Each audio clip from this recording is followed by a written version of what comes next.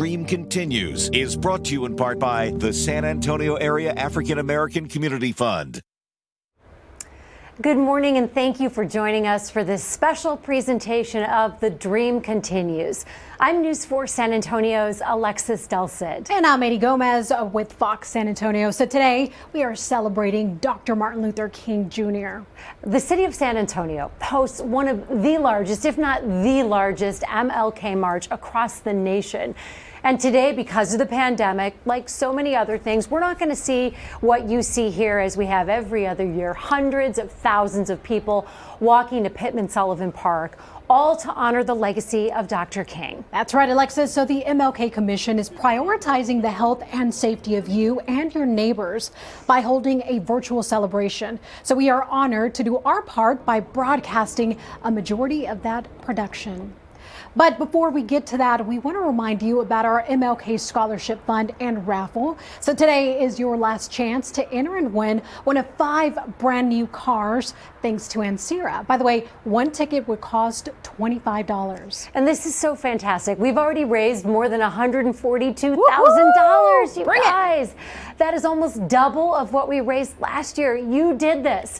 The drawing for the big winner is on Wednesday, but today is your last chance to enter. So just go to news4sa.com, and later on in this broadcast, we're going to talk with the MLK Scholarship Program Chair about the difference that your donation will make in the lives of so many local students. And even though we're not able to march in person today, we want to help keep the message and the power of this event alive. That's right. So Alexis and I will be back in just a little bit, a little later in the program. So now let's go to the city of San Antonio's presentation.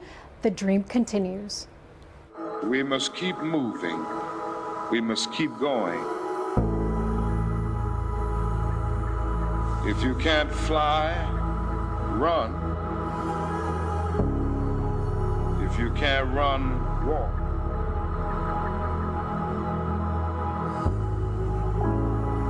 If you can't walk, crawl, but by all means, keep moving.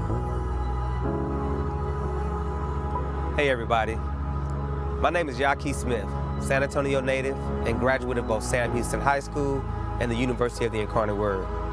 I'm currently a film professor at the University of Texas at Austin and an independent filmmaker whose work has been seen on HBO, Showtime, BET, and so many other networks. Now, as you know, the city of San Antonio hosts the largest Martin Luther King Jr. March in the country, and for years has attracted hundreds of thousands of people from both the local community as well as from across the nation. I myself look forward to the celebration every year because I was either going to march with my church, play with the band, sing with the choir, attend the youth summit, and more than that, I knew I was going to have the opportunity to spend the day hanging with my friends and family. Now, the one thing that always echoes in my mind about the march is this idea that it is a day on and not a day off. A day to build community and a day to strategize how we as a city, state, and nation can keep Dr. King's dream of eradicating injustice, racism, and bigotry alive. Now, I'm standing here above Pittman Sullivan Park, which traditionally is where the march stops and the commemorative program takes place. But as you can see, it's pretty empty, and the faces that you normally see, the songs you traditionally hear, the food you normally eat, and the mission you normally be charged with, well, because of COVID-19, none of that is here. But we're a resilient city, a resilient people, and as they say, the show must go on. Under the guidance of the MLK Commission and with the support of the city of San Antonio, I had the pleasure of directing what I've been calling a cinematic retelling of the march. So those performances that you love so much, you're about to experience them.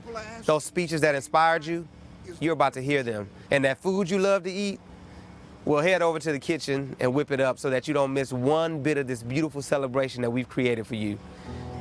There's one Dr. King quote that always rings in my head, and that quote is, "The time is always right to do what is right." And during these times of social unrest, the right thing to do is to continue to fight for the sanctity, humanity, and dignity of Black and brown lives, poor lives, working class lives, the lives of those in the LGBTQ+ community, the lives of indigenous peoples whose land we stand on, the lives of our frontline workers who haven't missed a beat during this global pandemic, and ultimately the lives of those unsung heroes who keep this city, state, nation, and global community alive. It was my honor to work alongside this very talented group of creators to produce this film. It was my honor to have been asked to do it, and now it's my honor to share it with you. So sit back, relax, enjoy, and get ready to dance, to sing, to remember, and to ultimately be inspired. Let's go.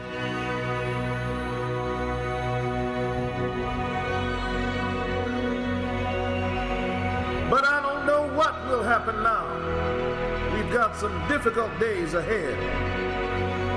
But it really doesn't matter with me now, because I've been to the mountaintop. And I don't mind. Like anybody, I would like to live a long life. Longevity has its place. But I'm not concerned about that now. I just want to do God's will. And He's allowed me to go up to the mountain. And I've looked over. And I've seen the promised land. I may not get there with you, but I want you to know tonight that we as a people will get to the promised land.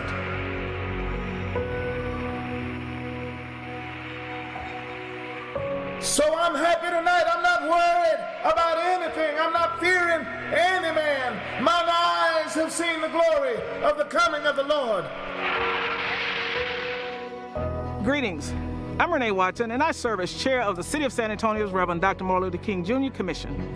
I want to welcome you to our 2021 celebration. Each year, San Antonio hosts the largest Reverend Dr. Martin Luther King Jr. March in the nation.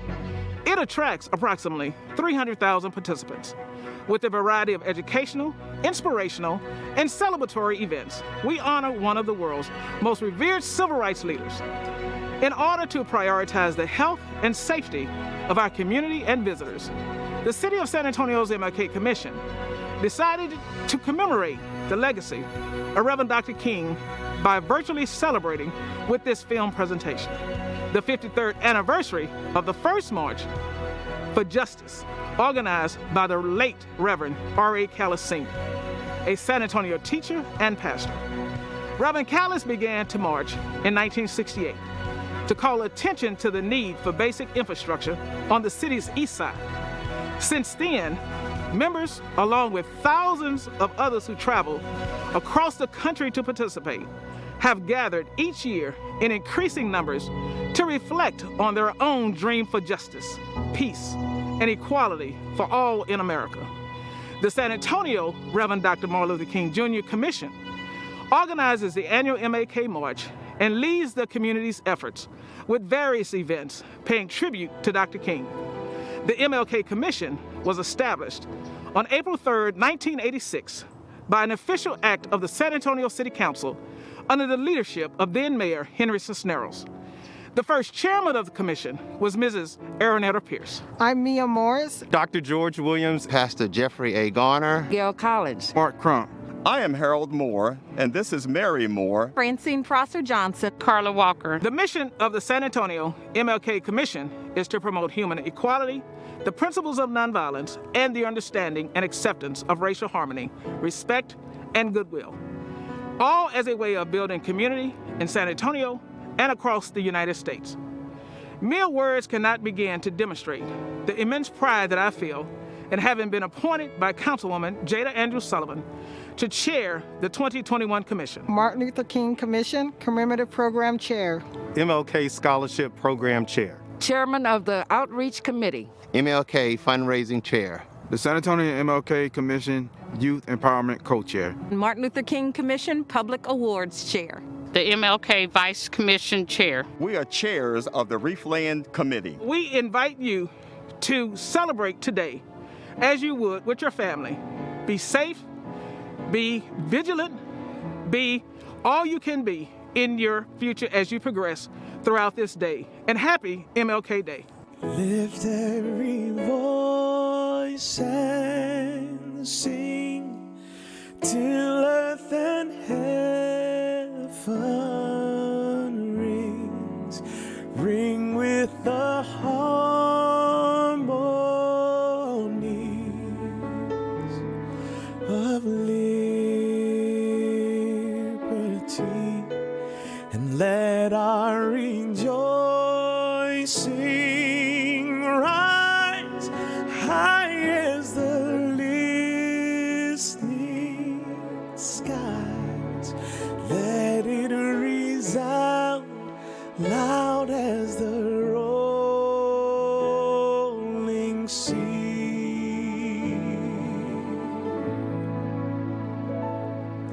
Sing a song full of the faith that the dark past has taught us.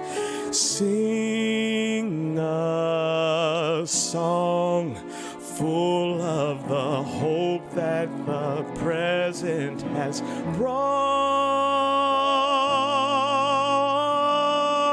us. Facing the rising sun of a new day begun, let us march on till victory is won.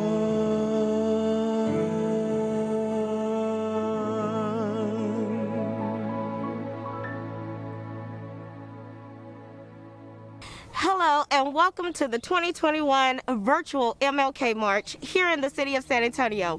I am City Councilwoman Jada Andrews Sullivan, coming from the District 2 east side of San Antonio, right here by the Freedom Bridge and right in front of MLK Park. I'm Mayor Ron Nirenberg.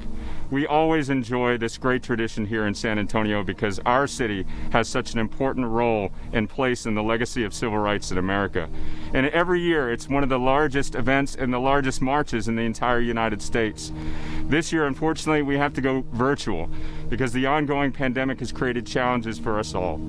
But we know that Martin Luther King knew all about challenges and didn't stop them from doing what needed to be done. And even though we're not joined arm in arm, hand in hand, and marching down the street, we know that we are here together in spirit and in truth.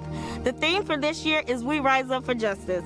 And that means that we as a city rise up together. We rise up in leadership, we rise up in our community, we rise up for each other, and we rise up together. We are committed here in the city to work towards progress, towards equity, toward equality and justice for all. So I invite you during the course of this year to make your voice heard, to use the spirit of Martin Luther King Jr. that we see in the streets every single day, to lift this city up, to lift the people of this city up, and to rise better, stronger, more equitable, and more resilient city than ever as we face the challenges ahead. I'm proud to be your mayor. I'm proud to fight with you and fight for you every single day for the equality and justice that we have sought. And then we know the march towards justice is long, but we walk it together.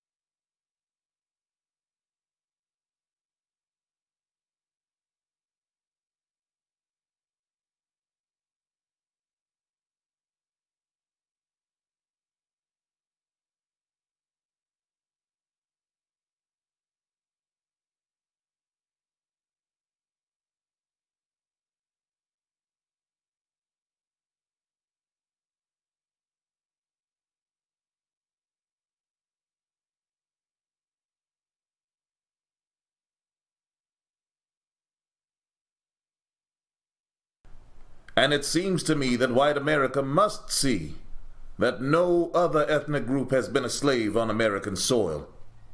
The other thing is that America freed the slaves in 1863 through the Emancipation Proclamation, but gave the slaves no land or nothing in reality, so emancipation for the Negro was really freedom to hunger. It was freedom to the winds and rains of heaven. It was freedom without food to eat or land to cultivate, and therefore it was freedom and famine at the same time.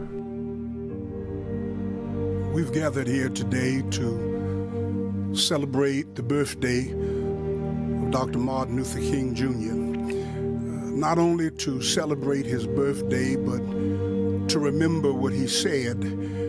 Far more important than that, to engage in the things that he did. And one of the things that Dr. King said is that our lives begin to end the day we become silent about things that matter.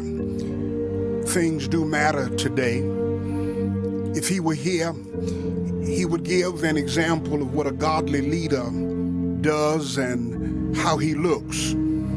He would welcome the stranger, not build a wall. He would suffer the children to come to him and not put them in cages. He would seek justice and not simply say there's good on both sides. If he were here, he would stand for fairness and not choose might over right.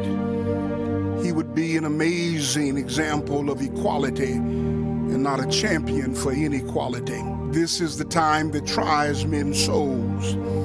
My friends, the battle that wages today is far greater than a battle between two parties. It is the Lord's battle. It's a battle today for morality and simple common decency. It's more than a battle for obedience to the rule of law. Yes, it is a battle for God's law. We're here because he would say enough is enough, and we can't afford to be silent. One of my late mentors, the late Dr. William A. Jones of the Bethany Baptist Church of Brooklyn, New York, would always say, when trumpets are needed, flutes won't suffice. Trumpets are needed today when black and brown have been disproportionately affected through this pandemic. Trumpets are needed today when 1 in 6 Americans are on the fear of wondering where their next meal is coming from. Trumpets are needed when those who have always had the security of a home now face homelessness. Trumpets are needed. People are asking today, why is the temperature in the black community risen to such a current height of rage? They ask, and I will tell them why they're angry.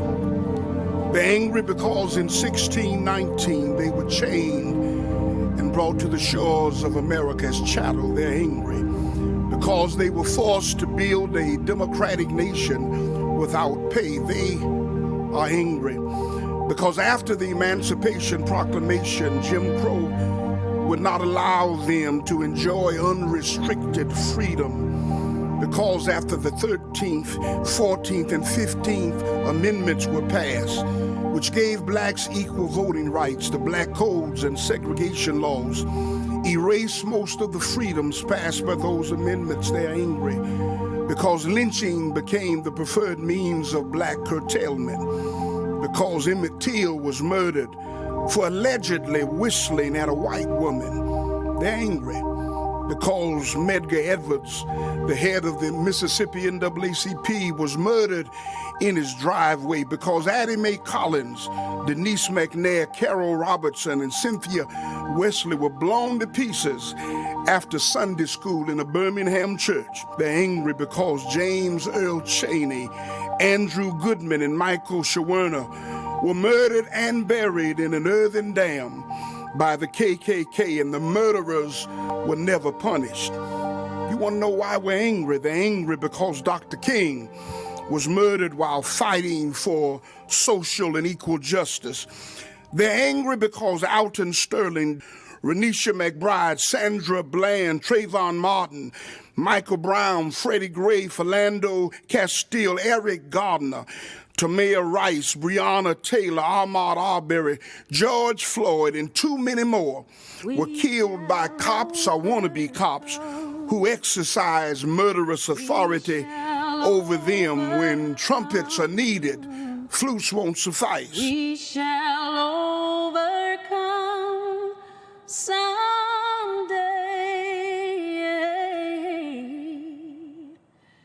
Deep in my heart, I do believe that we shall overcome someday. We shall all be free. Yes, we shall all be free.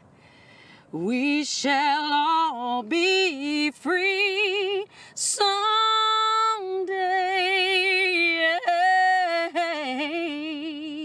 Oh, deep in my heart, I still believe that we shall all be free someday. And we'll walk hand in hand, I believe. We'll walk hand in hand. God has had enough of this insolence. He's had enough of indifference. He's had enough of inequity and inequality. God, I say, has had enough of tweeted irrelevancy and human immaturity. He's had enough of hearts that lack charity and condone racial atrocity. God has had enough of autocratic extremity and man-made supremacy. God has had enough of governmental irresponsibility by an obstinate majority. We're here because we're joining in the words of Dr. King. Enough is enough, because God shall break the pieces of the oppressor. He shall call the righteous to the front lines. He shall call the godly to action, the chosen to their sacred work. He shall call the ordained to their prophetic task, the anointed to their mission fields, the empowered to service, because enough is enough. Our lives begin to end when we become silent about the things that matter. That we shall overcome someday.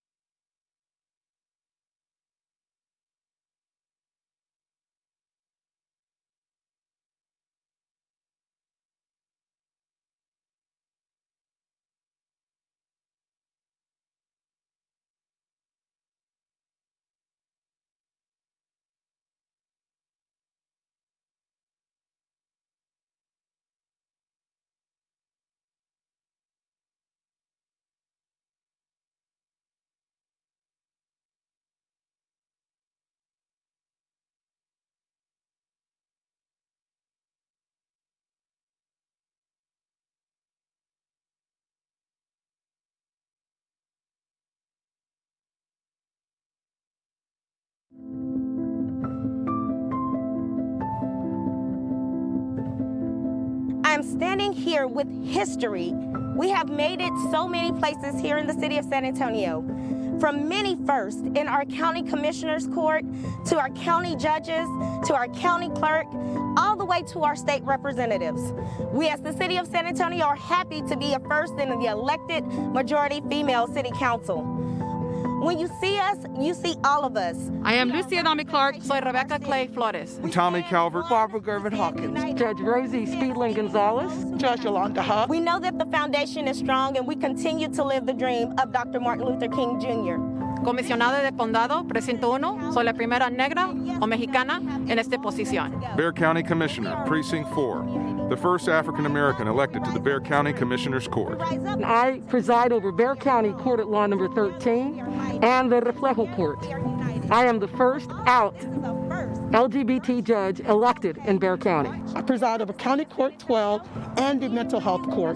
At the time I was elected in 2018, there was not one African American elected judge in all of Bexar County. The Bexar County Clerk here in San Antonio, Texas, the first woman, first Latina, first woman of color ever elected to the County Clerk's office here in San Antonio, Texas. State Representative of District 120. I'd like for y'all to know that I represent one of the first African American charter schools in the city of San Antonio. We're no longer gonna live by what America decides that we should live like. We are a human race, together, united, for one cause, and that is to make sure that the dream that Dr. Martin Luther King Jr. had for us all to live in unity is fulfilled. Hi, I'm Al Alford, the commander of Fred Brock, American Legion Post 828. We are gathered to honor Dr. King, who has made possible the kind of coalition that we see today that's involved in what we're trying to do. We have, as well as frontline workers, we have individuals from the grocery industry, we have our nurses, we also, in addition, we have other first responders that are involved in this process. In addition, we also have with us the Masons, and they are celebrating their 100th anniversary this year. We have Fred Brock American Legion Post itself and the veterans assigned to Fred Brock American Legion Post, and we've been in this community, supporting this community for 74 years. And the actions of Dr. King has made possible the coalition of a group like you see assembled here today, involved in celebrating the things that we do involved in our community. Good afternoon. My name is Dr. Shirley Davis. I am a family nurse practitioner, and I am also the president of the original San Antonio Black Nurses Association. In our organization, we have LVNs, we have RNs, we have also those who work with children in pediatrics, OB, mental illness, providing nursing to the community. Hi, my name is Sonia Quirino Canales, Diversity and Inclusion Manager at HEB. HEB has been a longtime supporter of the MLK March in San Antonio. We do it because we believe. We believe that each and every person counts. We believe in the dream of Dr. Martin Luther King. And we believe that through our partners, our customers, and the communities that we serve, that together in San Antonio, we believe that we can be the change. There comes a time when silence is betrayal. We're here to celebrate and commemorate the birth, the life, and the legacy of the Reverend Dr. Martin Luther King Jr. That was a quote that King uttered some time ago. He said, "In the end, we will remember not the words of our enemies, but the silence of our friends." There's a certain way we expect our enemies to treat us. We don't expect our enemies to have favorable relationships with us. We don't expect for them to be kind to us. We expect for them to hurl insulting words at us. But that's not the expectation we have of a friend. Our friends ought to support us. They ought not remain silent in the struggles that we're facing. We're looking forward to friends being supportive in this battle against all types of social, economical, racial injustices. We expect for them not to be silent, but we want them to speak up Even in whatever vocation you're in, I expect for every Anglo pastor to speak up against injustices. I expect for the Hispanic pastor to speak against injustices. And even us as African American or black pastors, we have to speak up and speak out boldly against all of the injustices of today. We're in the midst of some trying times, and the only way we're going to overcome this, to make America truly a great America, is not to remain silent, but to speak up, speak out, be bold, be courageous. And King says, in the end, we won't remember the words of our enemies. They're not going to matter. But the silence of our friends is going to be with us for a lifetime.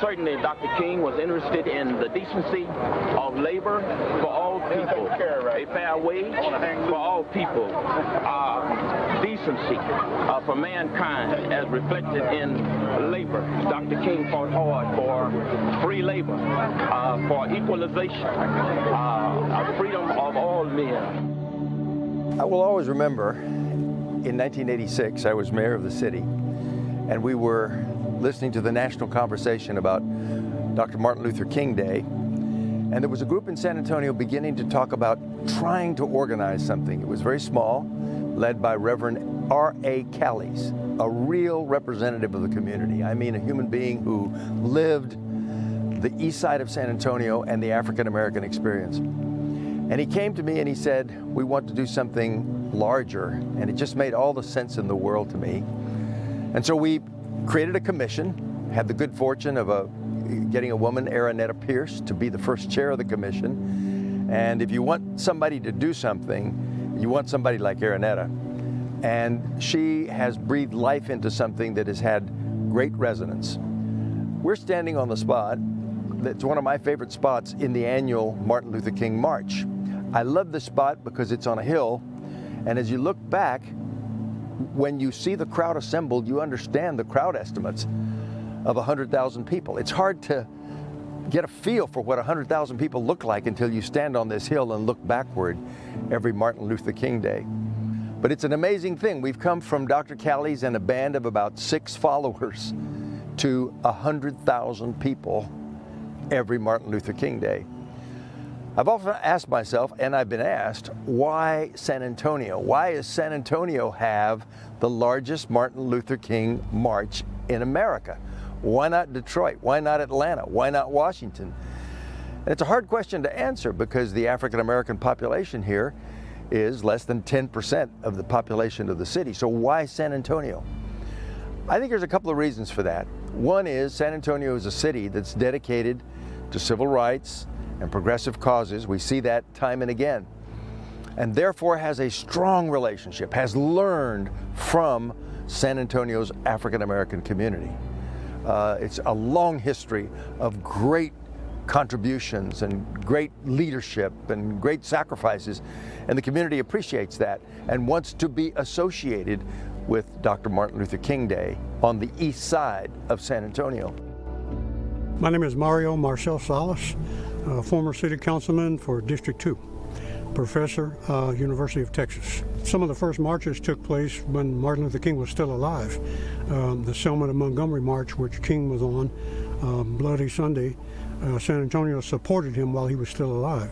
Years later, there was another march by the Student Nonviolent Coordinating Committee from Pittman Sullivan Park to Mount Zion First Baptist Church.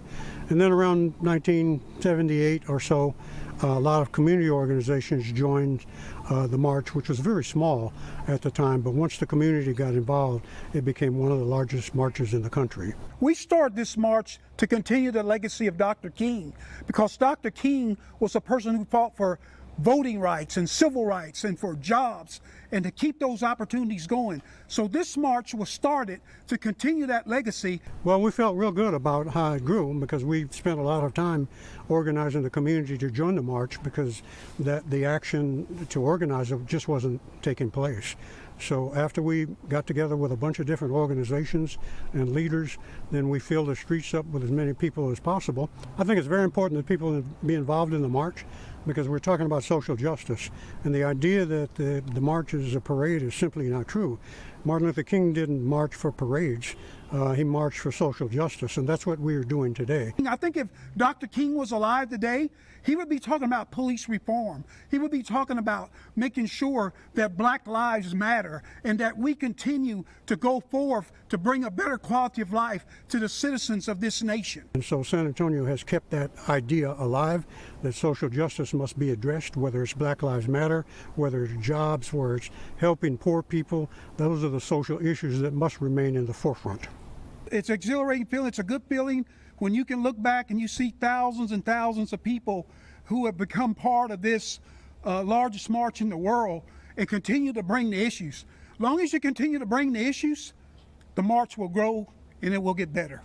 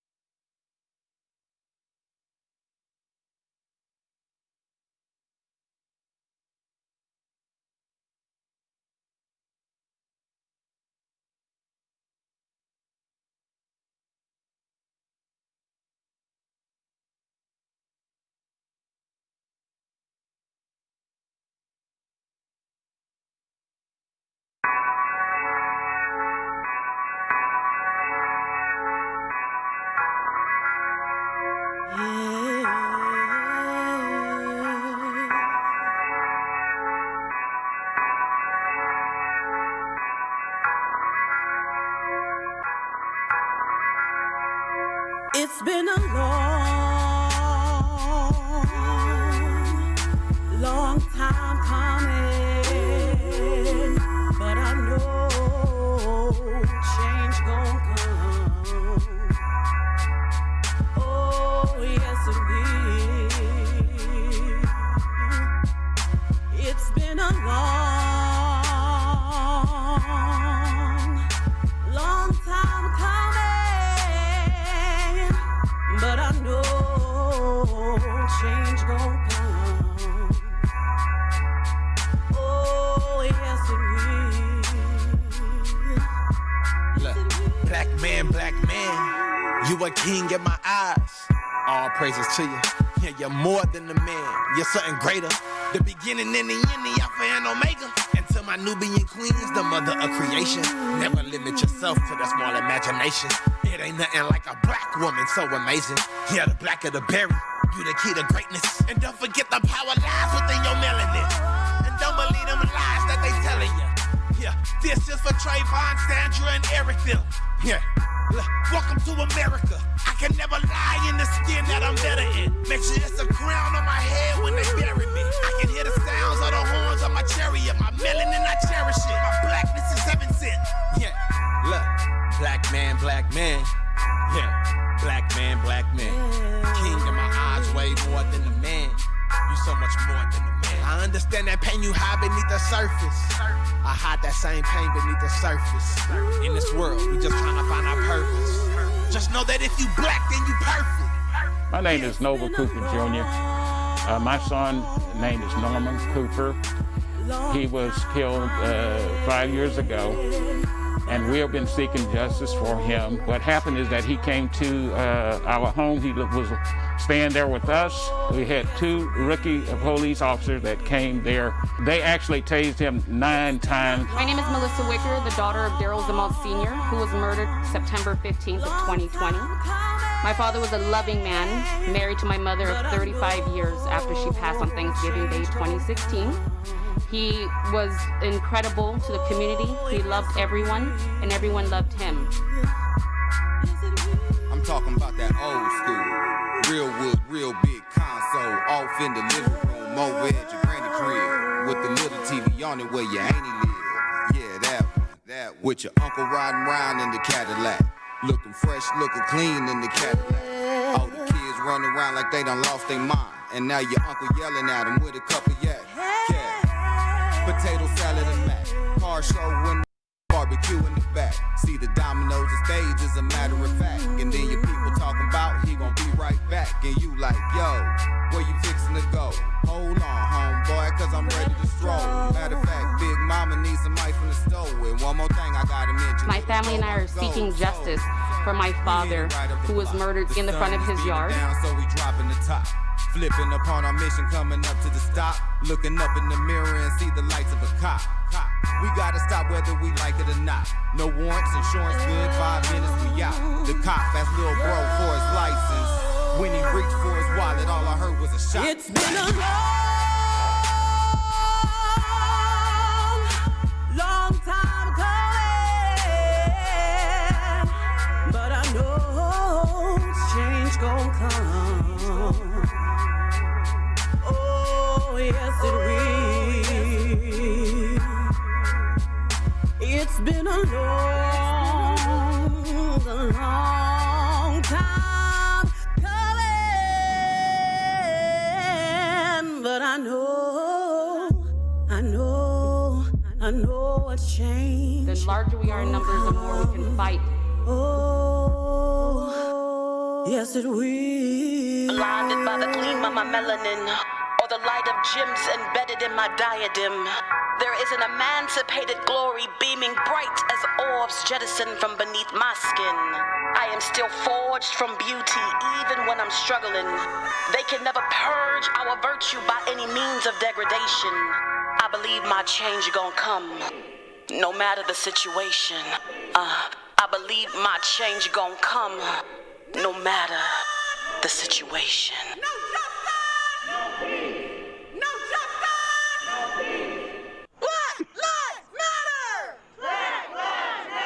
My name is Deborah Bush, and I'm the aunt of Marquise Jones. who was killed in February 28, 2014. As a result of his murder, I've become an activist here in San Antonio. We are the only families that have stood up against the city to fight the atrocities that the police department has inflicted on our families. We're tired, we're done, and we're not taking any more. My name is Jolene Josie Garcia, leader of Reliable Revolutionaries, a community-led civil rights organization that fights against police brutality and racial and systemic injustices within our community. We take protest to policy by engaging millennials and young people to vote and use their voice. We change the policies that the lawmakers we put into power aren't upholding. No justice, no peace. We will continue to fight until there's equality for all of us. My name is Ernest Martinez, chairman of the Cesar E. Chavez Legacy and Educational Foundation. And on behalf of the organization, we stand with Dr. King. We honor Dr. King. On August 28, 1963, he delivered the speeches of all speeches. And within that I Have a Dream speech, he said, now is the time to lift our nation out of the quicksand of racial injustice to the solid rock of brotherhood. Dr. King, like Cesar Chavez, embodied that spirit of unity. He was the major spark that led that effort to the Voting Rights Act of 1965. My name is Ananda Thomas. I am the Deputy Director for Fix SAPD. As the great Dr. King said, since we know the system will not change the rules, we will have to change the system. But we must do this together. I implore everyone to get involved, take action, take part in this movement. Let's change the system together. Viva Dr. King! Viva!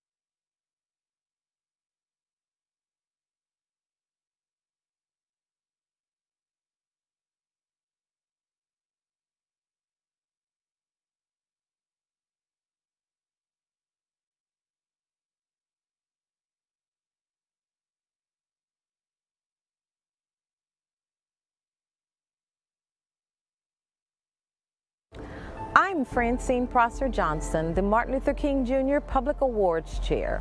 I would like to recognize the recipients of the San Antonio Martin Luther King Commission Public Awards. The Martin Luther King Jr. Distinguished Achievement Award. Reverend Dr. Kenneth R. Kemp, pastor of the Antioch Missionary Baptist Church in San Antonio, Texas. Dr. Kemp excelled in academics at the University of Arkansas in Pine Bluff, where he graduated from the University of Arkansas in medical science, and while in medical school was appointed as a captain in the United States Army, where he was selected to be the chief of medical residence. After 21 years of active and 25 years of total service in the military, Dr. Kemp retired as a colonel and currently serves in the civilian position certified in the areas of internal medicine, pulmonary medicine, and critical care medicine. In 1990, Dr. Kemp was ordained as a deacon at the Antioch Missionary Baptist Church, and in 1991, he accepted the call to the gospel ministry. I want to thank the MLK Commission for this Distinguished Achievement Award. Certainly I want to thank the good people of the Antioch Missionary Baptist Church, of the San Antonio community, and certainly the people of my family. Listen, I do what I do, not for recognition or for awards. I just want to do the Lord's will. That's what Dr. King said in a speech that he gave just before he went home to be with the Lord. He wanted everyone to know that it was not for recognition, it was not for the great Nobel Award that he got, not for all of the great education and all the things that he did, but it was simply to do the Lord's will. And that's where I am right now. I thank you so much for this great and distinguished honor. God bless you and God keep you is my prayer. Reverend Dr. R.A. Callis Sr. Courage Award. As we celebrate the life and the dreams of Dr. Martin Luther King Jr., today we want to recognize local dream makers. As Reverend Dr. R.A. Callis was a dreamer who had the courage to dream big, such as a woman, San Antonio native Beverly Watts Davis, known by many as a mover and a shaker. Beverly Watts Davis has over 30 years of experience in leading and managing public agencies, nonprofit organizations, and private companies. She serves on the Police and Community Relations Council as a mayoral appointee and several other appointments by the mayor for the city of San Antonio. At the Substance Abuse and Mental Health Services Administration, she served as director of the Center for Substance Abuse Prevention, where she co-chaired the development of the National HIV/AIDS Prevention Strategy. Never ever afraid to step into uncharted waters, Watts Davis exemplifies what Reverend Dr. R.A. Callis stood for, the courage to fight for the people and for the community. I'm so very honored and humbled to receive this award named after Reverend Callis, a man who was formidable, tenacious, dedicated, inspiring, and a visionary leader. We are called to a perfect mission of making a difference in our country, in our community, and in the world. So I thank you so very much for this award, which is truly about purpose and passion and doing something greater than yourself. Thank you. Baha'i Unity of Humanity Award. Joe Webb helped to shape San Antonio as a worldwide destination during his 14 years on the City Council, from 1977 to 1991. Councilman Webb served as a bridge builder for many years between all races in San Antonio. He had no problem getting into good trouble. He connected neighbors, not just neighborhoods, as District 2 councilman on the east side. He taught us what Baha'i believes: religious prejudice must be eliminated. Mr. Joe Webb was and still is an inspiration to those who have chosen a life of public service. He is a change maker. I want to thank the Martin Luther King Commission for giving me this award. I know that it's very special for them because it certainly is special for me, and I want to just thank all of the city of San Antonio, all of those who have been involved with this Martin Luther King March and Commission that we've established many years ago, and I'm so delighted and proud to receive this award. Thank you very much. When you see something that is not right, not just, not fair, you have a moral obligation to say something, to do something.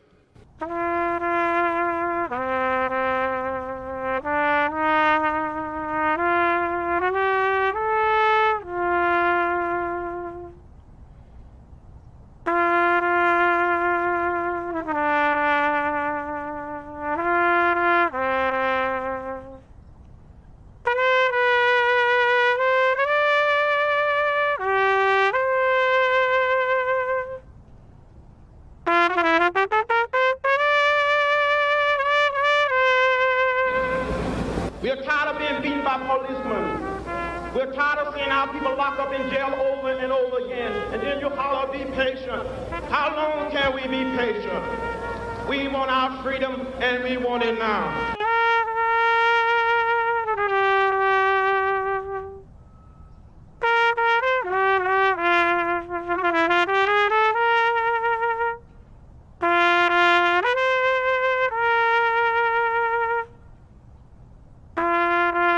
I kept saying to myself, how many more? How many more young black men will be murdered? That the madness must stop.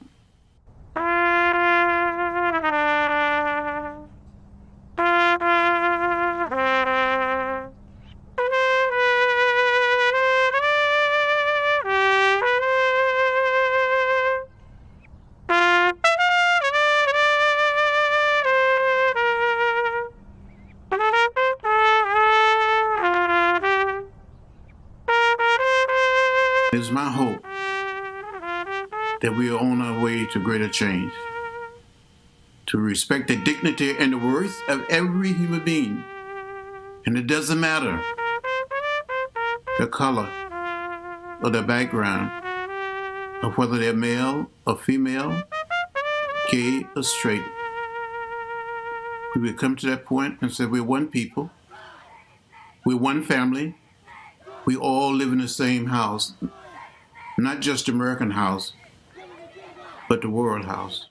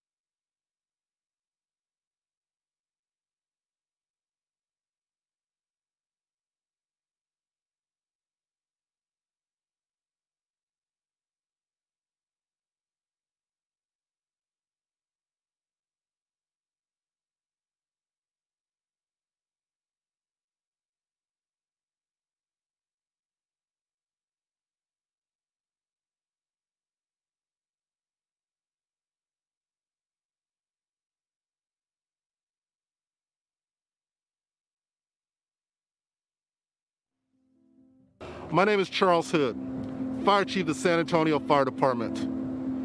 I am proud to be a part of the MLK celebration. Dr. King talked about faith.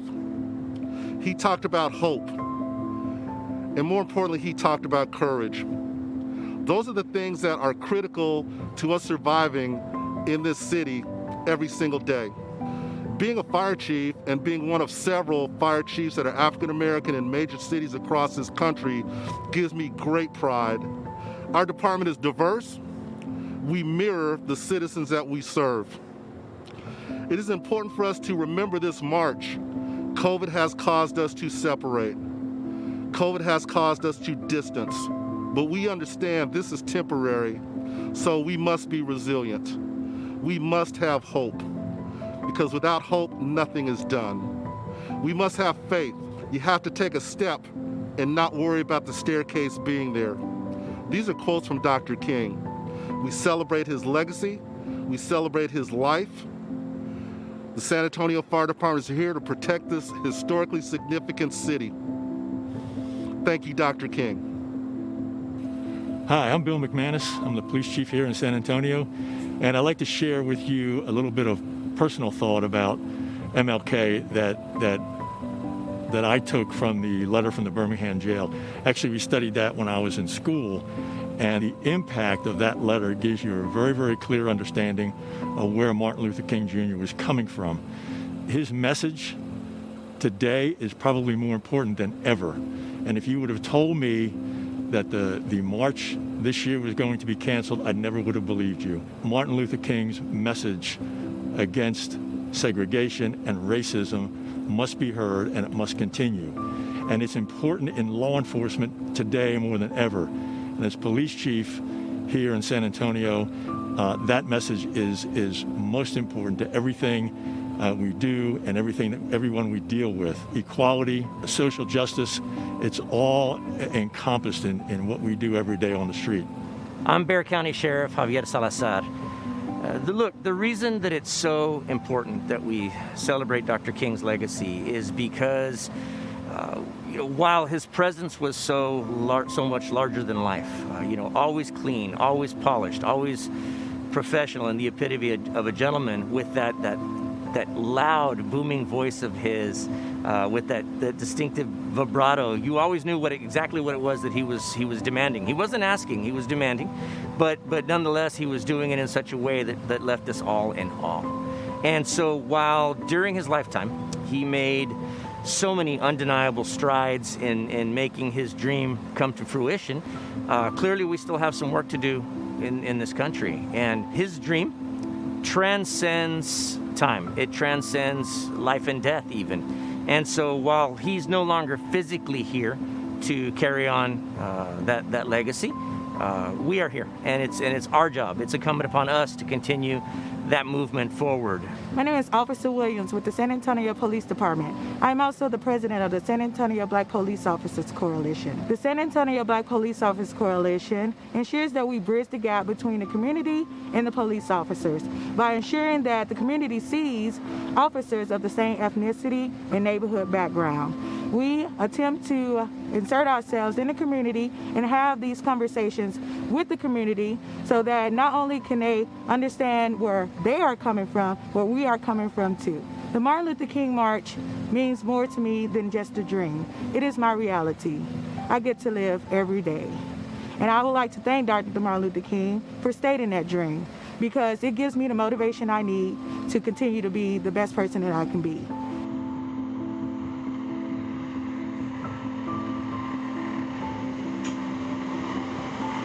Hi, I'm David McCary, Assistant City Manager for the City of San Antonio. As we celebrate the life and legacy of Dr. Martin Luther King Jr., I thought it'd be important to remind each and every one of us at this day and time about two individuals, Echo Cole and Robert Walker. You see, these were two sanitation workers who was trying to get out of the cold, inclement weather conditions. On February the 1st, 1968, during a rainstorm, they had to seek shelter in the back of the garbage truck in the hopper area. But we wanted y'all to know and be reminded that these two heroes actually gave their life on behalf of other sanitation workers. As a result, over 1,300 sanitation workers went on strike in Memphis, Tennessee. Dr. Martin Luther King Jr. at the time was called out in support of the sanitation workers there. And April the 4th, unfortunately, we lost our Dr. Martin Luther King because he was assassinated there in Memphis, Tennessee. So we just wanted to send a reminder as we celebrate today the life and legacy of Dr. Martin Luther King. God bless.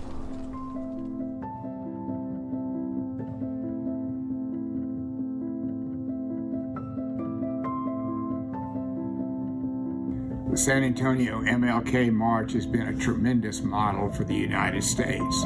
This march symbolizes the unity of our community and is a symbol of a city and a group of united people. As county judge, I'm mindful of Dr. King's statement. An individual has not started living until he can rise above the narrow confines of his individualistic concerns to the broader concerns of all humanity.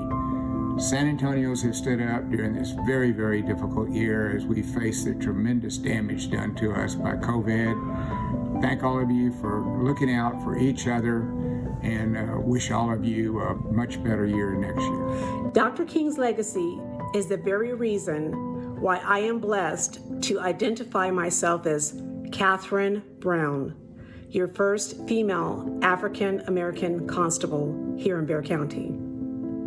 I will forever be grateful for Dr. King's sacrifice and service to our nation. To each and every one of you out there, have an awesome and safe Dr. King Day.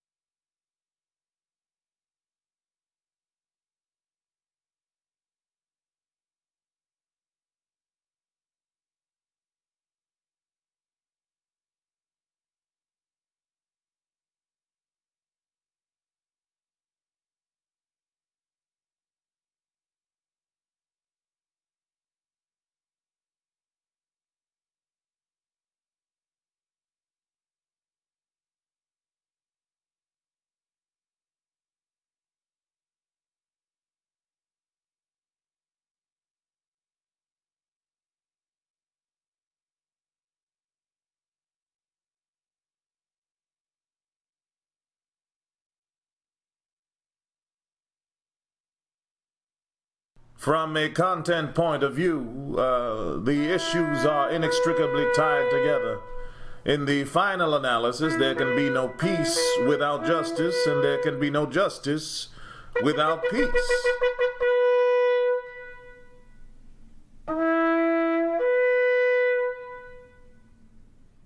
In these divisive and brutally racist times, we cannot afford to be silent, especially as pastors, as priests, as bishops, rabbis, and ministers, and the like.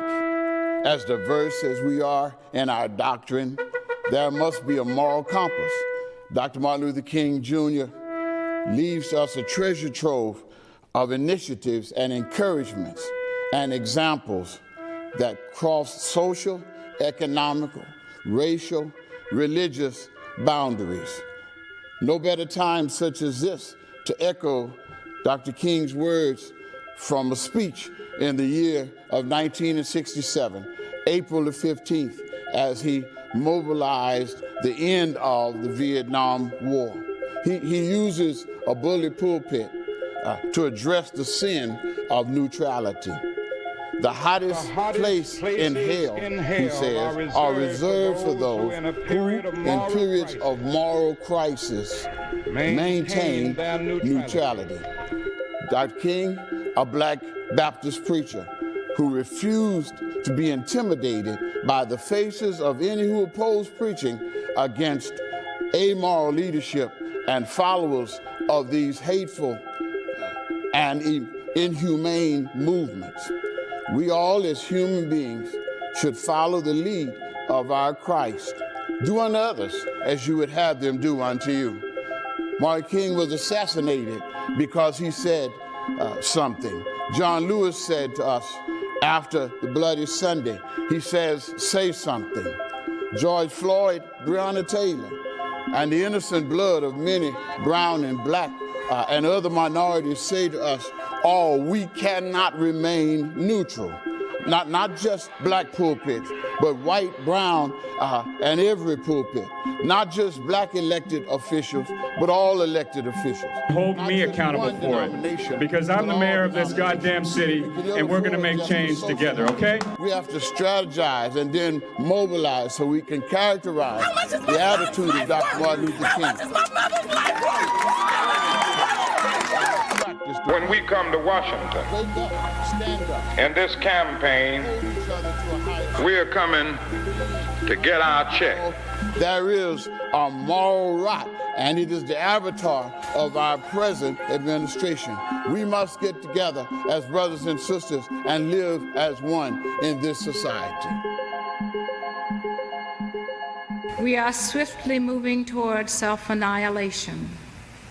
Your generation must speak out with righteous indignation against the forces which are seeking to destroy us.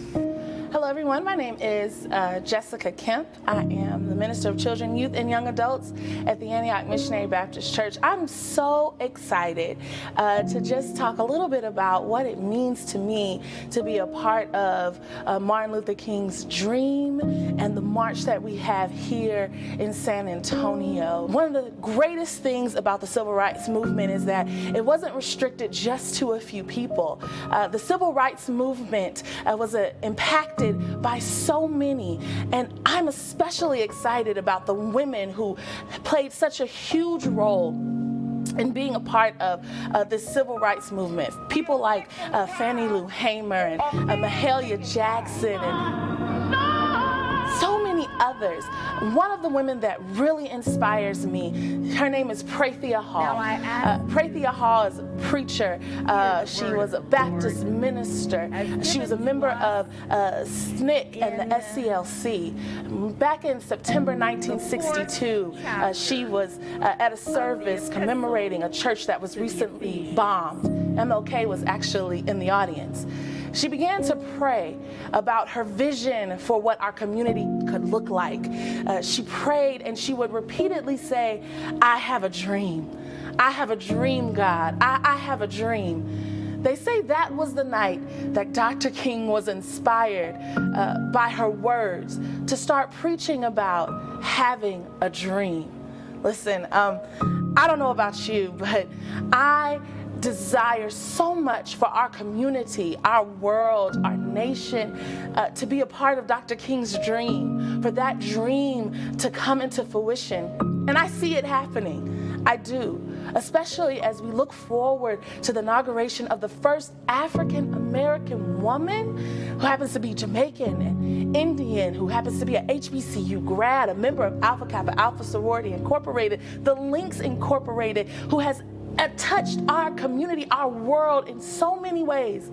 She's going to be standing next to our next president as the first female vice president. That's inspiring. That tells me that we're moving closer and closer to what God and what Dr. King preached about. What God calls us to be, a community that comes together, that loves one another. Look, I don't know what the future holds. We have a whole lot of things that are up against us. Coronavirus, racial injustice, economic injustice, gender bias, bias against people's sexualities and orientations.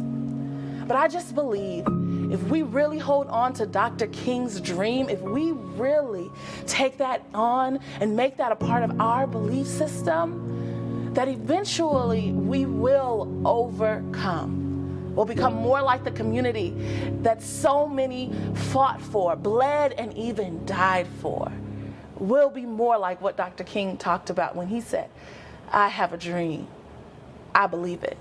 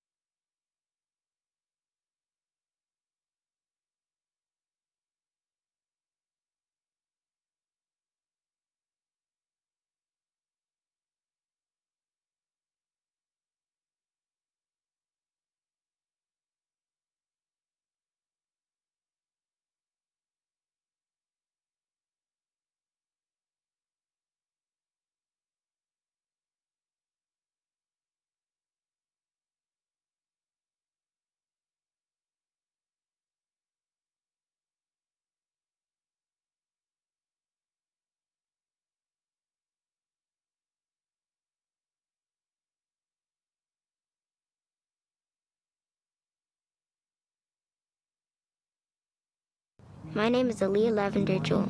Hi, my name is Elena Jewel. I am 9 years old. I went to Harmon Elementary School. My name is Temperance. I'm 10. I go to Ideas School. I'm Sasha Harris. I'm 10 years old. I go to Idea Carver. My name is Eduardo Garcia. I'm in 6th grade, and I go to Idea School, and I'm 12. My name is Angelo Brown. I go to SA Prep, and I'm in 7th grade. Hi, my name is Dwayne Jewell. I'm in 7th grade, and I go to SA Prep. Martin Luther King is important to me because he fought for our civil rights. Martin Luther King Jr. is important to me because he wanted to bring peace everywhere and stop hatred. MLK is important to me because he had a dream of all people to love each other and be kind. He's important to me because he fought for our education and a nice neighborhood. Martin Luther King Jr. was a pastor and a civil rights hero who fought for justice and equal rights for all people. My message for Martin Luther King is he made me go to the same school as any other race. He helped us from not being mean to each other and not making fun of people just because the way they look. I'm gonna make sure his dream lives through me by being kind and helpful with people. I'm gonna make sure his dream lives on through me by being kind and being helpful to others.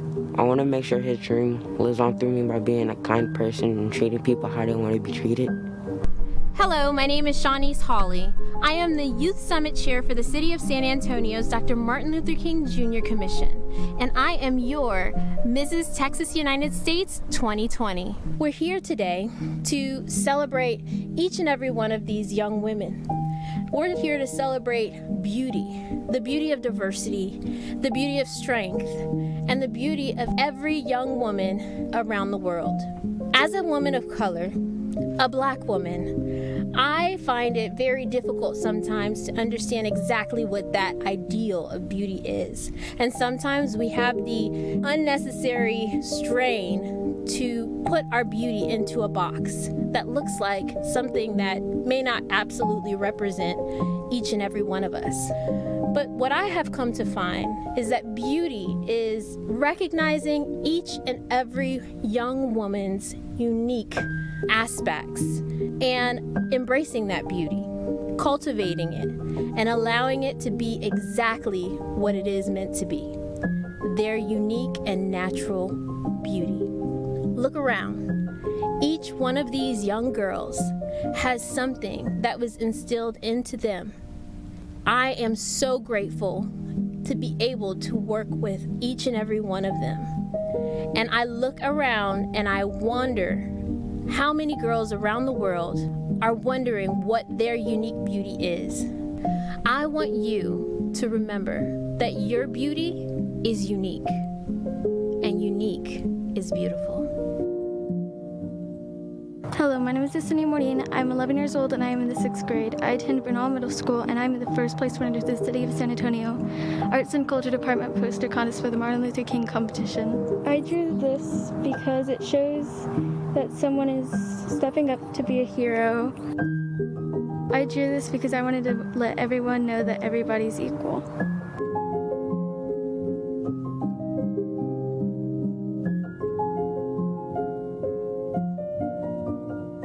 Hi, this is DJ Lil X. I'm one of the youngest DJs in San Antonio. Last year, I participated in the MLK Youth Summit. Participating in the showcase meant a lot to me because I know what Dr. King did for everyone.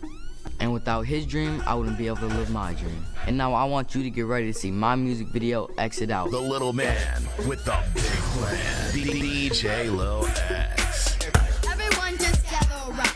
Let me demonstrate how to move to the sound. 2 steps to the left, then to the right.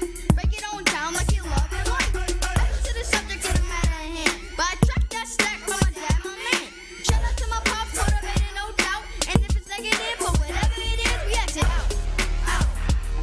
And if it's negative, for whatever it is, we exit out. And if it's negative, for whatever it is, we exit out. We exit out. And if it's negative,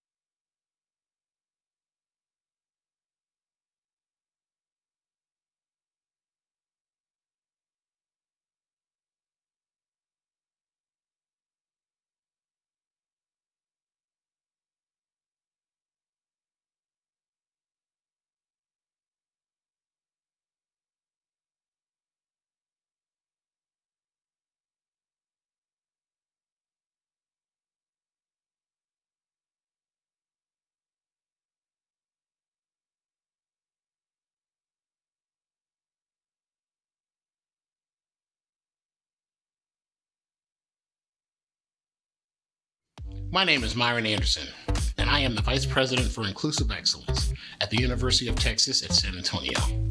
It is my pleasure to be a part of San Antonio's 2021 MLK Jr. Virtual March to honor and recognize one of the most influential leaders of the 20th century, Dr. Martin Luther King Jr. Dr. King worked brilliantly with others to help galvanize the nation to strive for equal rights and raise public consciousness of the civil rights movement.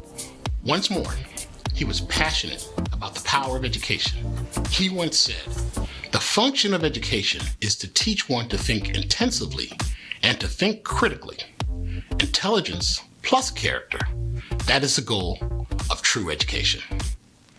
This resonates with me as I have seen the intersection of these ideals and how they have served as inflection points to transform lives.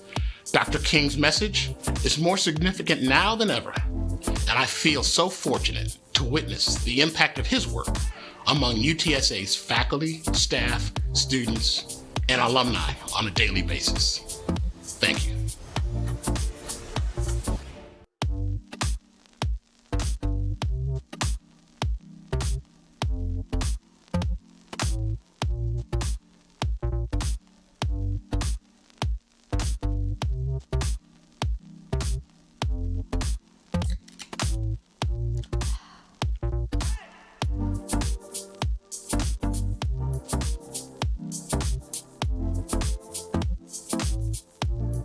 Hi, my name is Jevon Morton. I am a senior at the University of Texas San Antonio, where I study politics and law, two subjects discussed a lot these past 2 months.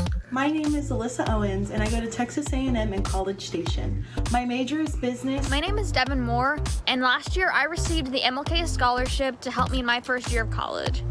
I'm currently attending Smith College and double majoring in government and film. My name is Chloe Craig, and I'm a sophomore at the University of Arizona studying public health and biochemistry.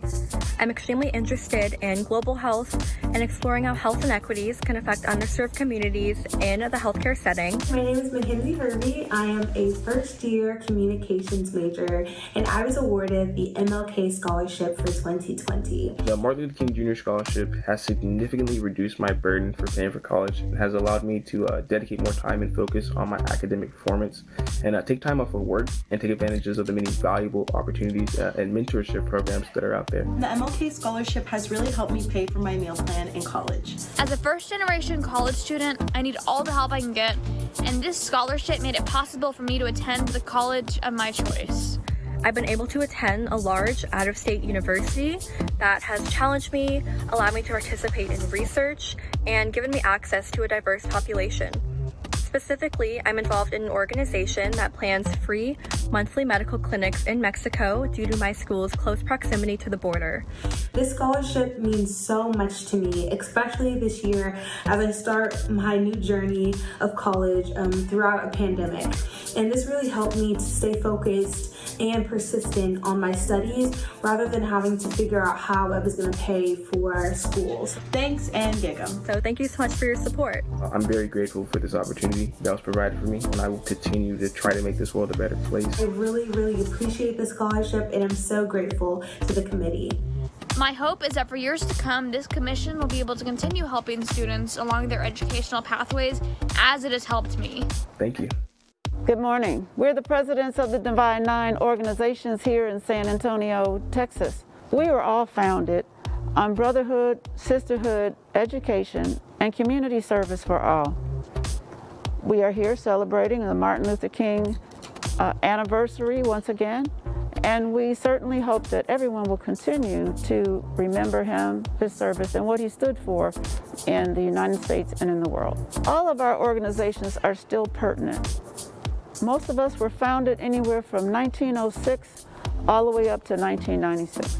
We are still very important to our children, our children's children, and making sure there's a foundation for the African American community to grow and to be together. You know, you sometimes hear that there is some rivalry between us, and sure, there's some fun rivalry, but we all stand together, and that is what's important for us to convey to the African American community. We're all together for the same reason.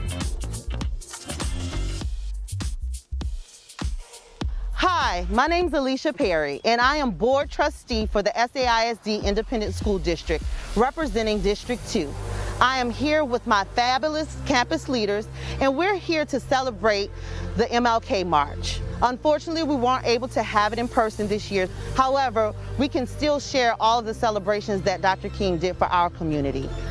The community can help us in our endeavors to ensure that our children are successful by engaging with any of our campus leaders, coming in and volunteering time. Of course, we know that it's virtual learning right now, so all the support that our children can get right now is very imperative to the success of their futures. We want to wish you a happy MLK Day. Remember, it's a day on, not a day off.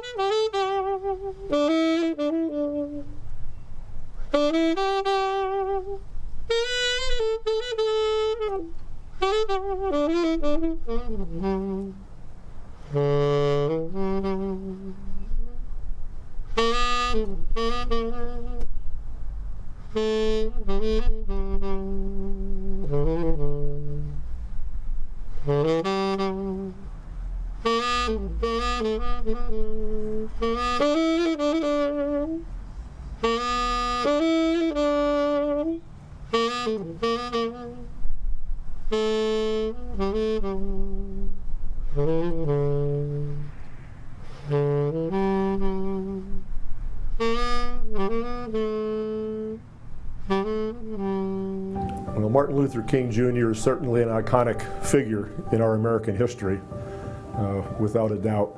You know, he spent his life trying to make our country fulfill its promises of justice and equality. And at this point, I think in some ways he'd be very saddened by the events of this last summer with the continued violence against black bodies. Some of the things we've seen, you know, a Confederate flag in the Capitol back on the 6th of January, a pandemic that has devastated populations of color. But at the same time, this is a man who had unbelievable persistence. He had hope. And wouldn't he have to have hope to live in our country and continue to fight for rights that many of us just take for granted. He had great hope, and that's what spurred him on. He would be smiling now to see a Reverend Warnock be elected the first black senator from Georgia. He'd be smiling to see that state turn blue. This is a man who would have witnessed populations of color being largely responsible for electing Joe Biden, a decent man, to go to the White House. So of course, here in San Antonio, where we have the biggest celebration in the country, multicultural, multi-ethnic march, we're very proud of that, and we honor Martin Luther King Jr. I'm Jeffrey Arndt, the President and CEO of VIA Metropolitan Transit, and behind me you see a 1966 bus that reminds us in many ways that the Civil Rights Movement started on a bus, not in 1966, but rather on December 1st, 1955, when Rosa Parks decided if she paid the fare, she should be able to sit anywhere. And thank goodness for that great act of bravery. Transit has always played a part throughout history in this manner, and VIA plays a part in continuing the dream of Dr. Martin Luther King. We exist for one purpose, and that is to get people to connections to make their lives better. Whether that's work, or doctor, or training, or school, we are all about improving the quality of life.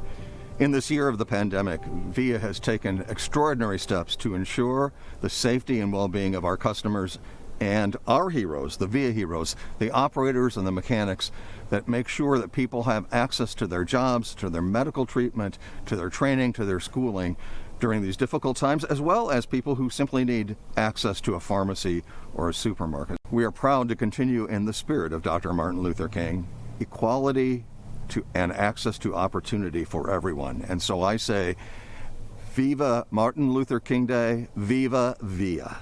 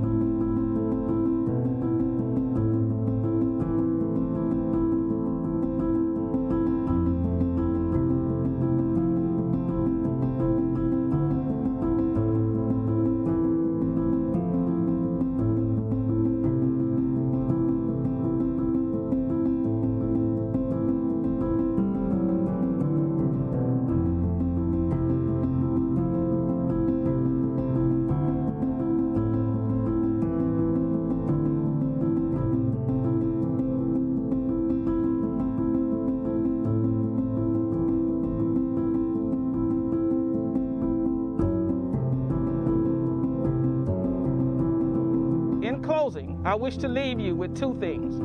One is a reminder and the other is a task. With all the powerful emotions evoked at commemorative events such as this, that are designed to honor and recall the profound greatness of the Reverend Dr. King and his legacy of fighting for racial equality, there's often an overlooked reality. In his last months, the Reverend Dr. King began to focus heavily on the plight of the poor and the notion of economic justice. The very reason that he stood upon that Memphis balcony where he would be assassinated that god-awful day in April 1968 was to lead a demonstration in support of those striking in favor of economic justice. Your reminder is this: let us remember to not ignore disparity. Let us remember to not feel apathy. Let us remember to not allow our focus on matters of equality among races force us to turn a blind eye to the social economic injustices beset to those same individuals we fight for equality and equity. With the same passion, let us be reminded that economic justice is true social justice. Now is your time. Now is your time to lead, to teach, to organize, to fight, to endure, and to carry on the dream and the legacy of the Reverend Dr. King.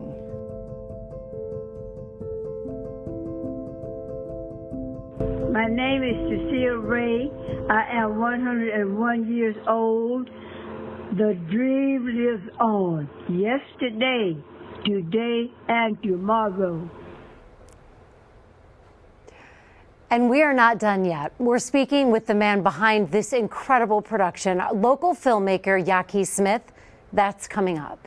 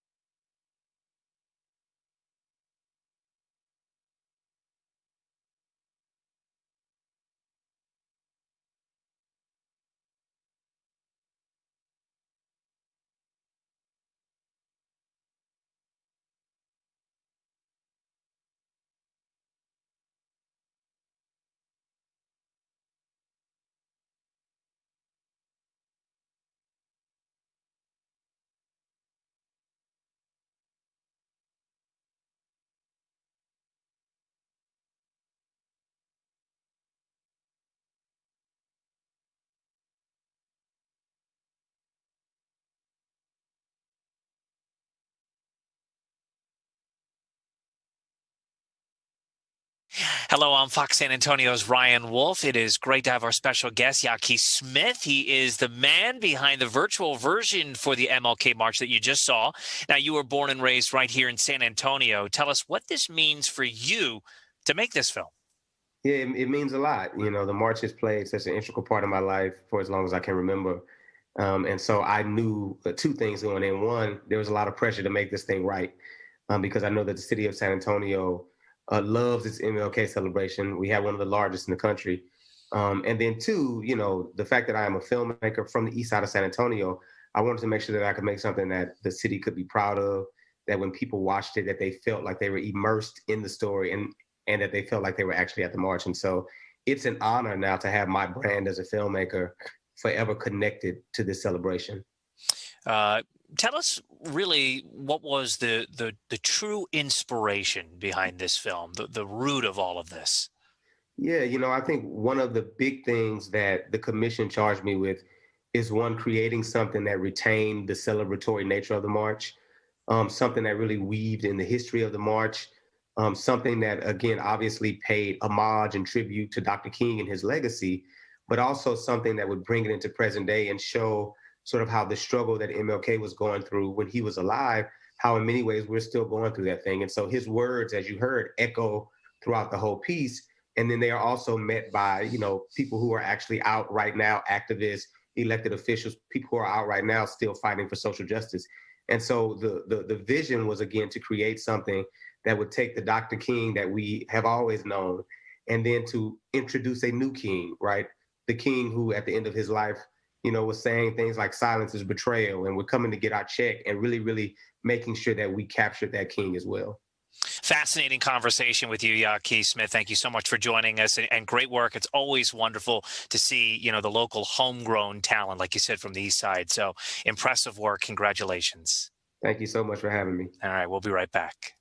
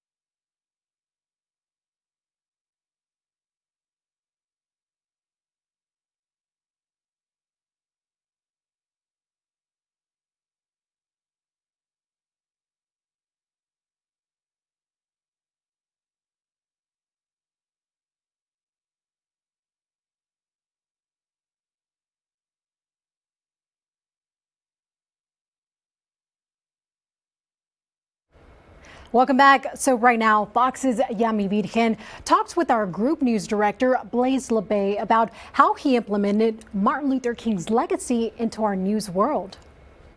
We're here now with Blaise LeBay. He's the group news director for Sinclair Broadcasting, which includes our area here in San Antonio. Blaise, we're talking about the legacy of Dr. Martin Luther King. Tell us how it affected your life growing up in Louisiana and bringing you to the place you're at right now.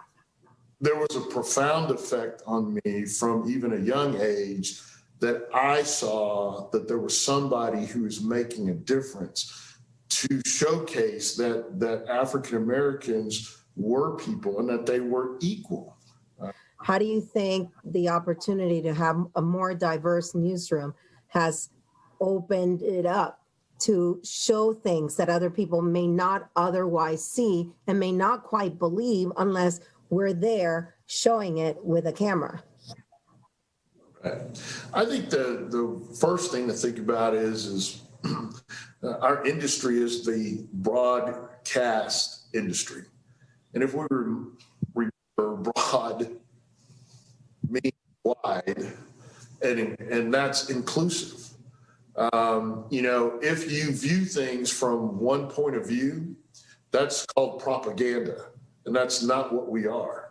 We are a news-based organization. For you to see all the things that are going on right now, You have extremes. You have, you have the rioting that happened in Washington, D.C., including the insurrection that happened, or they were trying to, make a reality. You have Black Lives Matter out on the streets, and some of them turn into riots also. How difficult has it been to cover both things where people want to bring in race to what's going on and say that as the media that we're covering it differently because of race? Yeah. Race should never be a factor. And let's discuss what transpired in both events. The Black Lives Matter events that happened over the summer was generated because of a horrific act that everyone saw. A man was murdered, unfortunately, on camera, and everyone witnessed. So when the Black Lives Matter events started, they were to protest police brutality. Some of those turned to riots and violence with vandalism. And I don't know any media that said that this was okay. Those people needed to be arrested. There's laws, and they should be prosecuted to the fullest of the law. But those people, the generation of that was because of the police brutality that they were witnessing. And it wasn't just George Floyd, it was Breonna Taylor and Ahmaud Arbery. I mean, we had a succession of things. What we witnessed 2 Wednesdays ago was truly based upon an overthrow of our government and our way of life. All right. Thank you so much, Blaze. And of course, we're going to have more with Blaze coming up next month during February for Black History Month and many other people in our community who are making a difference. We'll be back right after this commercial break.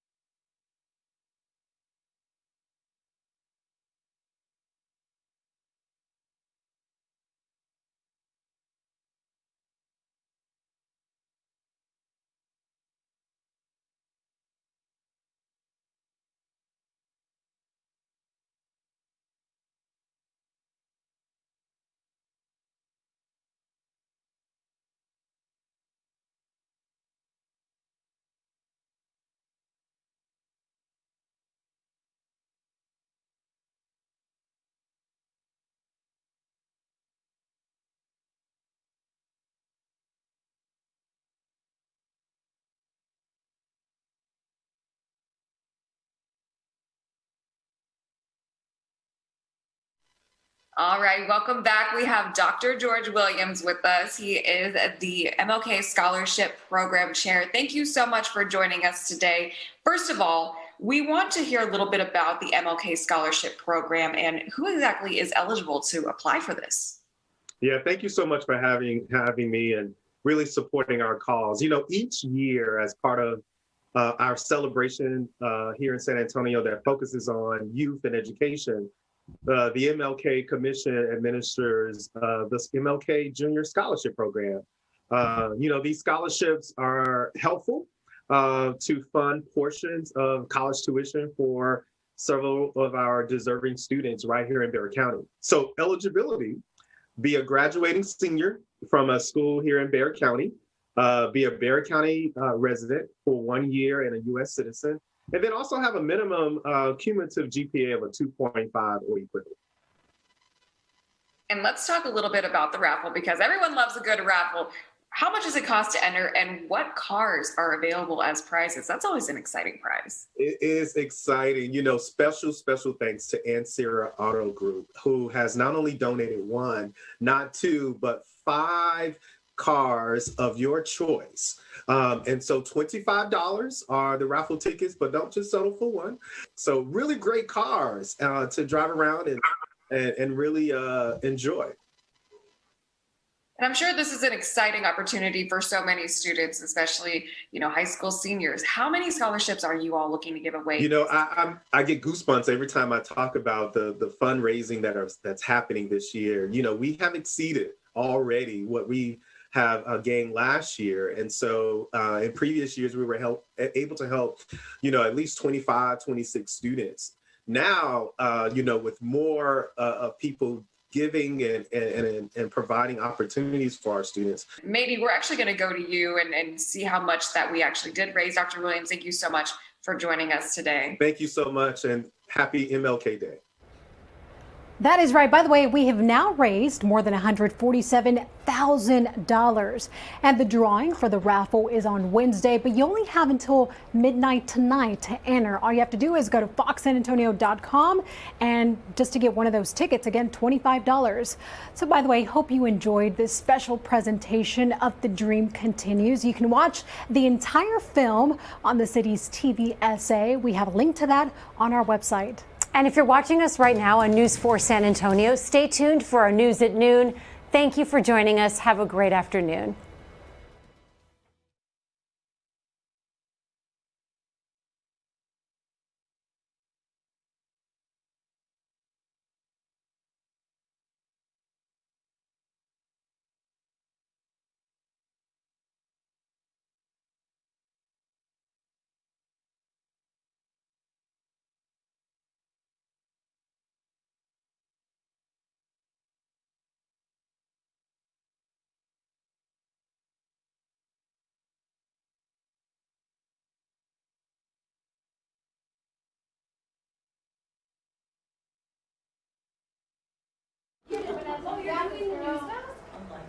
Yay!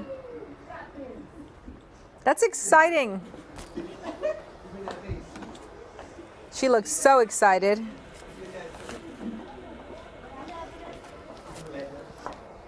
Bye-bye, I'll see you.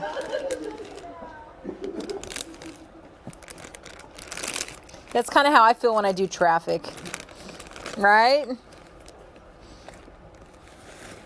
Scared, a little unprepared.